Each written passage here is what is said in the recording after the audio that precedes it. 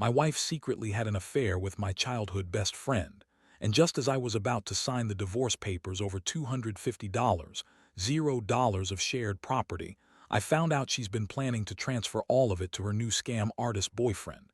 Now I'm fighting in court to stop her from stealing everything. Hello everyone. Dear listeners, please share your thoughts in the comments section below. And don't forget to like, share, and subscribe. Now, let's begin the video. Using a throwaway for obvious reasons, with certain specifics modified to preserve anonymity. It all started with a gut feeling that I ignored for too long. I thought I knew my wife better than anyone. We'd been together for over 10 years, married for 5. She was the kind of woman who always knew how to make everything look perfect. Beautiful house, designer clothes, the perfect smile. But lately, I'd noticed little things. She was more distant, secretive with her phone, canceling plans at the last minute. Nothing obvious, just enough to make me suspicious. Still, I told myself I was overthinking it. Then one day, I stumbled onto something that turned my world upside down. I was in her purse looking for a pen, and I found a folded piece of paper tucked inside her wallet. It was a receipt from a hotel downtown, paid in cash with a note scribbled on the back. Meet him here at 8 p.m. Bring the money. My stomach dropped. I recognized the name on the receipt, Jason, my wife's. They'd always been friendly, but I never suspected anything more. I started piecing things together. She'd been acting weird about her phone, deleting texts, changing passwords. She'd even started taking late-night business calls in the bathroom. I thought she was working late, but now I wondered if she was sneaking around with Jason. I confronted her one night, asking about the hotel receipt. She played it off like I was crazy, calling me paranoid, saying it was a mistake, that she was planning a surprise for me. But her eyes darted nervously and her voice cracked. I knew she was lying. Then I decided to dig deeper. I hired a private investigator. I needed proof. Over the next few weeks, I watched her closely, and what I saw confirmed everything. She was meeting Jason regularly, sometimes late into the night, always with a reason that sounded fake, working late, meeting a client, or just catching up for drinks. They were having sex, I'm sure of it. The signs were there, her perfume in his car, secretive texts, the way she'd get defensive if I asked about her whereabouts. It hit me like a freight train that my wife, the woman I loved and trusted, had been cheating on me with my childhood best friend, Jason. I couldn't believe it. The betrayal was so deep, so raw, I felt numb. All those years of marriage, the promises, the plans we made, they meant nothing now. She was planning her escape, and I was just a pawn in her game. I started to think about everything I'd sacrificed, my career, my happiness, to build this life with her. And now she was throwing it all away for some guy she barely knew. The worst part, I found out she wasn't just cheating. She was planning something even more sinister. I discovered she'd been secretly transferring money out of our joint account into a new account she'd opened using fake documents. About a month ago, I noticed a strange transfer of $50, $0, then another and another. I asked her about it, and she brushed it off, saying it was a business investment she was making. But I had a gut feeling that wasn't the truth. I started digging into her financials, and that's when I found out she was planning to take everything. Our house, our savings, the property we bought together, everything we'd worked for. I was furious. Not just at her betrayal, but at the fact that she was trying to steal my half of what we built. I couldn't let her do that. I confronted her again, this time more aggressively, demanding answers. She everything called me paranoid, said I was overreacting, but I had the evidence.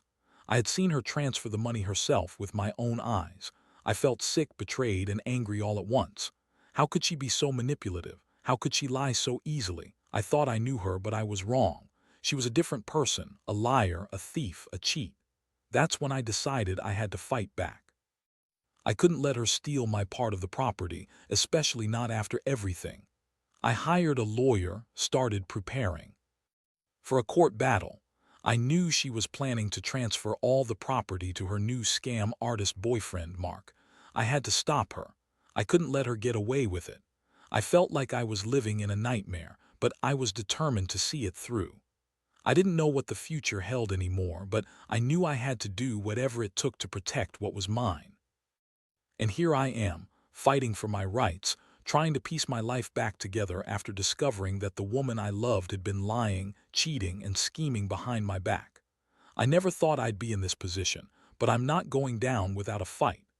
After I found out about Safair and her plans to steal everything we had built, my mind was a whirlwind of rage, betrayal, and confusion. I couldn't sleep, couldn't focus. Every time I closed my eyes, I saw her with Jason, that sneaky look on her face, the way she'd lie so effortlessly. I kept asking myself, how did I miss all the signs? Was I that blind? Or was she just that good at hiding it? The worst part was knowing that she had been planning this for months, maybe longer, and I was just a pawn in her game. I decided I couldn't just sit around waiting for the inevitable. I needed to act fast. I hired a lawyer, a guy who specialized in property disputes and financial fraud.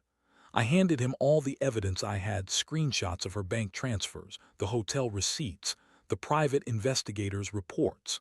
It was a mess, but I knew I had to fight for what was rightfully mine. The more I dug, the more I realized how deep her deception went. She'd even set up a fake company to funnel the money through. She had everything planned out so neatly, it was like she was preparing for a heist. Meanwhile, kept up her act. She'd come home late, act innocent, and throw around her usual bitchy attitude when I confronted her. "You're overreacting," she'd snap.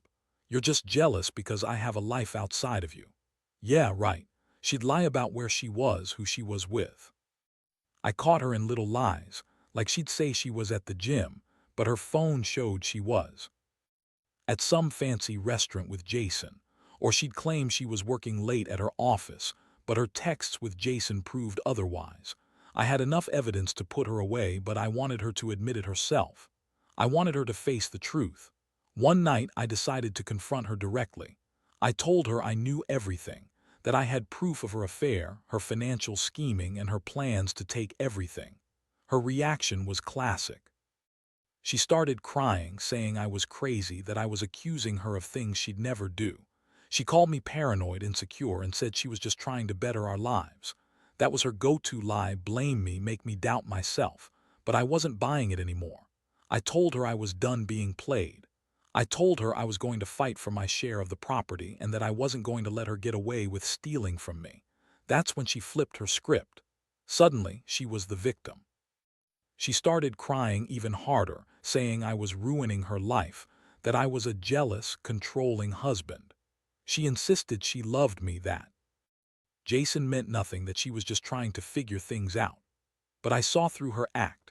Her tears were fake, her words hollow. I knew her better than that. I'd seen her in her true colors now, and I knew I couldn't trust her anymore. The emotional toll was brutal. I felt like I was drowning in a sea of betrayal. I kept replaying all the memories, the good times, the fights, the quiet moments. I wondered how I missed all the signs for so long. Was I just too blind, or was she that convincing?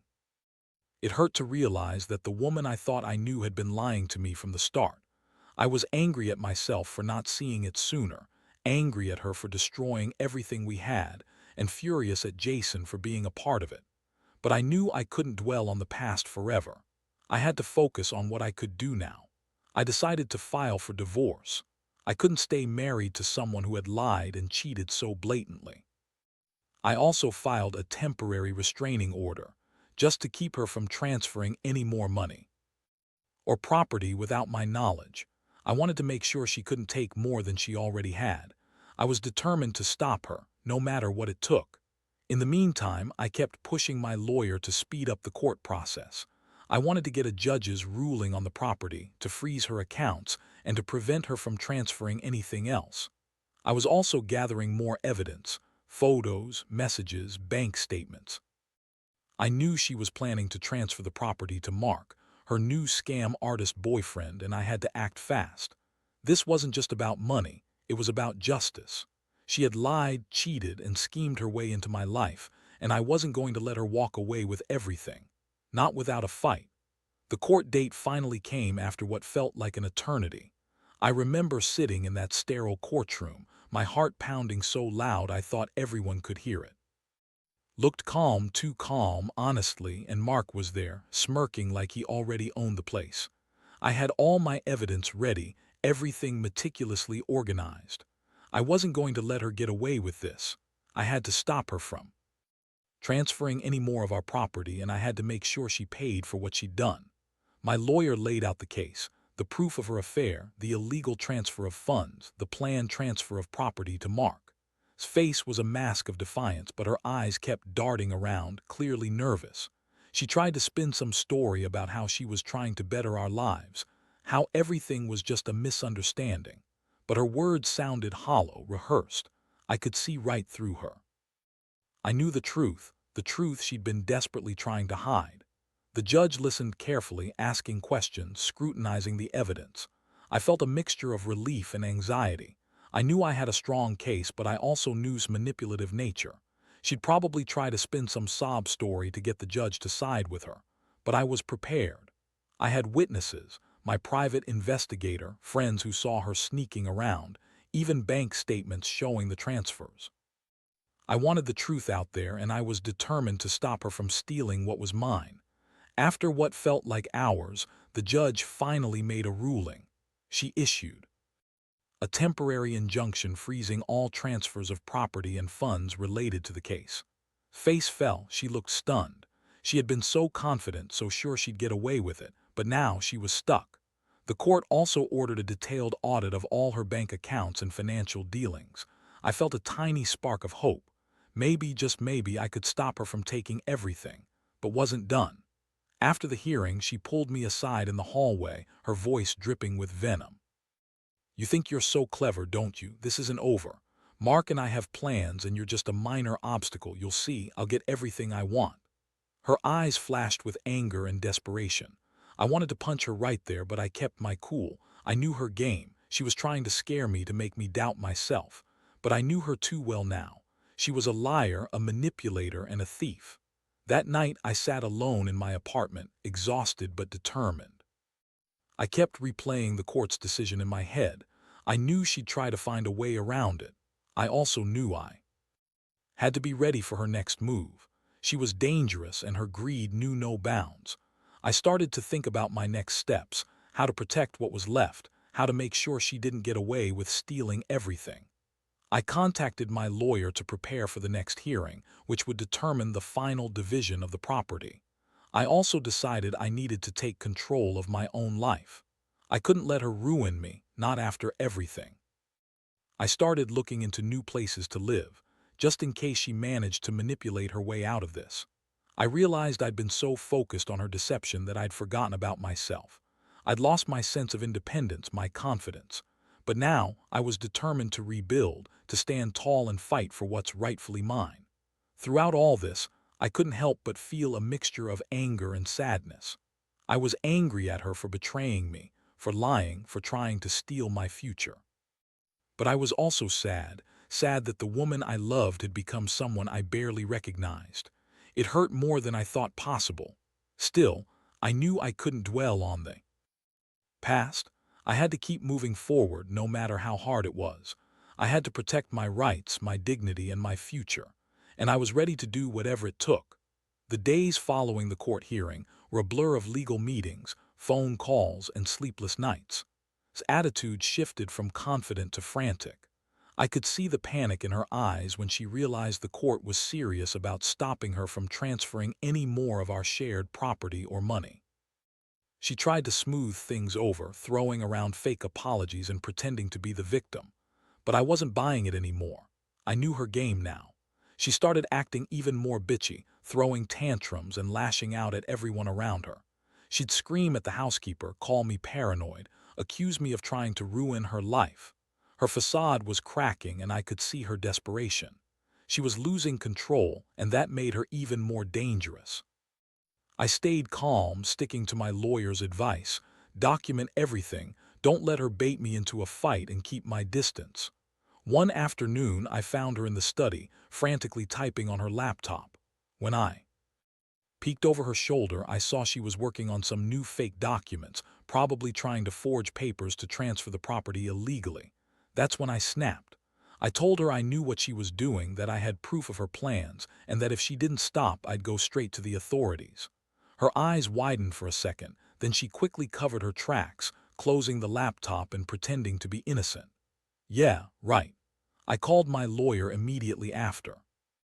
We discussed the next steps, filing for a permanent injunction, getting a court order to seize her assets, and even looking into criminal charges if she tried to forge documents or commit fraud. I wasn't playing around anymore. This was about justice, about stopping her from destroying what was mine. Meanwhile, I was trying to keep my head up. I started seeing a counselor to deal with the emotional toll. It was hard.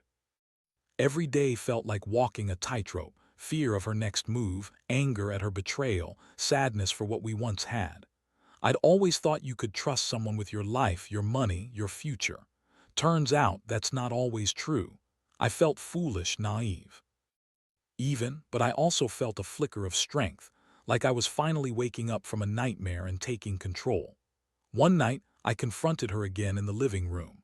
I told her I knew she was planning to transfer the property to Mark, that I had evidence, and that I would do everything in my power to stop her. Her response was a cold, calculated stare. She told me I was just a jealous husband, that I'd never understand her ambitions. She said she deserved more, that I was holding her back. That was her usual manipulative line, trying to guilt me, make me doubt myself, but I'd had enough. I told her I was done playing her game. I was going to fight for my rights, for our property, and for my dignity. I also started to prepare emotionally for the possibility of losing her. I knew she was determined to take everything, and I couldn't stop her alone.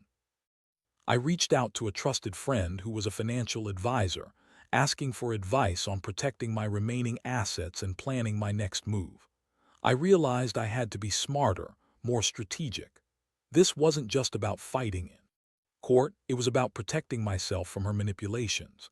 In the midst of all this chaos, I uncovered something shocking. Had been secretly talking to Mark about how they could split the property, how she'd make sure I got nothing. I found messages on her phone, screenshots she didn't realize I saw. They discussed how to forge signatures, how to hide money transfers, even how to make it look like I was the one trying to sabotage her. The level of her deception was staggering. She planned this entire thing for months, maybe longer. The betrayal cut deep, but it also made me more resolved. I wasn't going to let her get away with it. Every day now, I was counting down to the next court date, preparing for the inevitable fight. I'd been through a lot, but I was determined to come out of this with my dignity intact. I knew she'd do everything she could to win, but I had the truth on my side, and I was ready to use it. My life was a mess, but I refused to let her steal what was left of it. I'd fight for my property, for my sanity, and for my future. No matter how ugly it got, I was not backing down. The court hearing for the permanent injunction was supposed to be the final step, but desperation made her act even more erratic. She was now throwing everything she could at me: accusations, tears, false promises. She'd show up at my house unannounced, begging me to drop the case, claiming she'd changed, that she loved me. But I saw through her lies. I knew her game now. This wasn't about fixing our marriage. It was about stealing everything I had left. Her behavior became increasingly hostile. She'd scream at me for every little thing, call me controlling, accuse me of trying to ruin her life. Honestly, I was exhausted from the emotional, but I kept telling myself, stay strong, stay focused. I had a court date scheduled, and I knew I had to stick to the facts, not her manipulative sob stories. I had all the evidence: bank statements, the fake documents she'd been working on, the messages with Mark, everything pointing to her scheme. On the day of the hearing, I felt a mixture of anxiety and resolve. Sitting in that courtroom, I had the proof. On my phone, ready to present. Looked equally tense, her eyes darting around, probably trying to come up with some last-minute lie to save herself. Mark was there too, smirking like he already knew he was about to win. I felt a surge of anger. How could she be so ruthless, so calculated? I knew she was trying to manipulate the judge into believing her sob story, but I was prepared. The judge listened carefully as my lawyer laid out the evidence. I explained the transfers, the forged documents, the ongoing plans to transfer property to Mark. Tried to object, but her voice cracked under pressure. Her stories didn't hold up. Her alibis fell apart under scrutiny. I saw her face flush with frustration and rage. It was clear she was losing control. Finally, the judge made her ruling. She granted the permanent injunction, freezing all transfers of property and assets related to his plans. She also ordered a full forensic audit of all her bank accounts and financial dealings. The court was now actively working to prevent her from stealing anything else. I felt a wave of relief, but I also knew this was just the beginning of a long fight. Was not going down without a fight, and I had to be prepared. After the court hearing, stormed out, calling me a villain and accusing me of ruining her life. She tried to intimidate me, saying she'd find a way to get around the court's orders, but I wasn't worried anymore. I had the law on my side and I had the evidence. I knew she'd try to manipulate the system, but I also knew I had allies, my lawyer, the investigators, and the court. I was finally feeling a sense of control after months of chaos. That night, I sat alone in my apartment, exhausted but relieved. I knew wouldn't give up easily. She'd probably come back with more lies, more schemes. But I also knew I wouldn't let her win. I'd fought hard to protect what was mine, and I was determined to see this through to the end. I reflected on how much I'd changed, how I'd gone from being a naive husband trusting his wife to someone who's learned the hard way about deception and betrayal. But I also realized I was stronger than I thought. I wasn't going to let her ruin me. Not anymore. I owed myself that much. The weeks that followed the court's ruling felt like the calm after a storm, at least on the surface. The injunction kept from transferring any more of our property, and the forensic audit was. Every day I felt a little more like myself, a little more in control of my life. But the emotional scars ran deep. I found myself awake at night, replaying everything. The lies, the betrayals, the way she'd smiled while planning to steal from me. It hurt more than I expected, knowing the woman I loved had been capable of such manipulation. I threw myself into the legal process, working with my lawyer to ensure every legal avenue was covered. We filed for divorce, and I made it clear I wanted full custody of our assets and some kind of settlement that reflected her betrayal.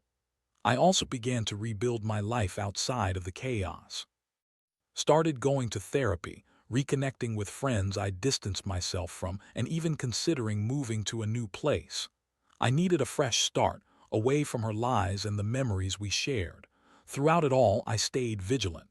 Tried to come back, pleading, crying, promising she'd change, but I saw through her. Her apologies were hollow, her tears fake. I knew her too well now. She was still scheming, still trying to manipulate her way out of trouble. I kept my distance, refused to be pulled into her trap. I learned that trust, once broken, is almost impossible to rebuild, especially when it's been shattered so thoroughly. Eventually, the court finalized the divorce. The judge awarded me a significant portion of the assets and was ordered to pay back the money she transferred illegally. She was furious, but there was little she could do now. Her attempt to transfer the property to Mark was blocked, and her plans to scam her way into a new life with his help had failed. I felt a strange mix of relief and emptiness. Relief that I had protected what was mine, and emptiness because I knew I'd never get the woman I loved back. Looking back, I realized this experience changed me forever. I learned that betrayal can come from the people closest to you, that greed and deception can turn someone into a stranger overnight. But I also learned resilience. I learned to stand up for myself, to fight for what's fair, and to trust my instincts. My advice to anyone in a similar situation: don't ignore the signs, trust yourself, and don't be afraid to fight for what's right. Because in the end, justice might be slow, but it's worth it. Now I'm slowly rebuilding my life. I've moved on, not because I forgot, but because I refused to let her betrayal define me. I still carry the scars, but I also carry a newfound strength. I know I'll be okay. And I hope anyone reading this who's going through something similar finds the courage to stand up, fight back, and remember that the truth always comes out in the end.